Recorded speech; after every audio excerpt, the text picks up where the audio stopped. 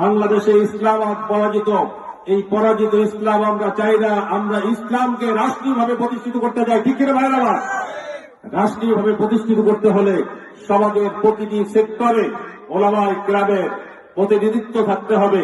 সমাজের প্রতিটি সেক্টরে জনপ্রতিনিধি ওলামায়ে কেরাম যদি আমরা নির্বাচিত করতে পারি, তাহলে ইমাম যখন হবে জনপ্রতিনিধি, ইমাম যখন হবে এলাকার চেয়ারম্যান, ইমাম যখন হবে আমাদের পার্লামেন্ট সদস্য, ইমাম যখন হবে জনপ্রতিনিধি, তখন দেখা যাবে সমাজ থেকে সকল প্রকার জুলুম নির্যাতনের অবসান ঘটিয়ে একটি সুন্দর সমাজ ব্যবস্থা প্রতিষ্ঠিত করা সম্ভব হবে। ঠিক কিনা? বাংলাদেশ হলে মুসলিম অধ্যুষিত একটি রাষ্ট্র, কিন্তু বাংলাদেশে এত মসজিদ, এত মাদ্রাসা, এত হক্কানি ওলামায়ে কেরাম, পীর বুজুর্গ, এত কিছু থাকার পরেও বাংলাদেশে ইসলাম আজ পরাজিত। কি বলেন কথা? ঠিক কিনা?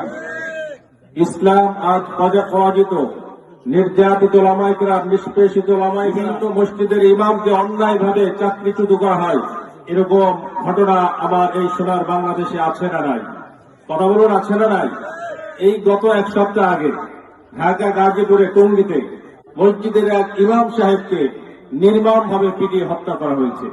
আমরা এর তীব্র নিন্দা এবং প্রতিবাদ জানাই। সাথে সাথে বর্তমানকালীন যে সরকার রয়েছে, সরকারের কাছে আমরা বিনীতভাবে অনুরোধ করতে চাই, ইসলামকে ভাইলাট করে, ওলামায়ে কেরাম, পীর বাসায়, মাদ্রাসা, মসজিদকে ভাইলাট করে কোন সরকার ক্ষমতার মস্তকে থাকতে পারেনি, ভবিষ্যতেও পারবে না। ঠিক কিনা? তবে বলেন, আসুন আমরা কি নতুন বাংলাদেশ পেয়েছি? নতুন বাংলাদেশে নব উদ্যমে ইসলামকে রাষ্ট্রীয়ভাবে প্রতিষ্ঠিত করার জন্য সমাজের প্রতিটি সেক্টরে ওলামায়ে কেরামকে সঙ্গে নিয়ে আমরা ঐক্যবদ্ধভাবে ঝাঁপিয়ে পড়ি।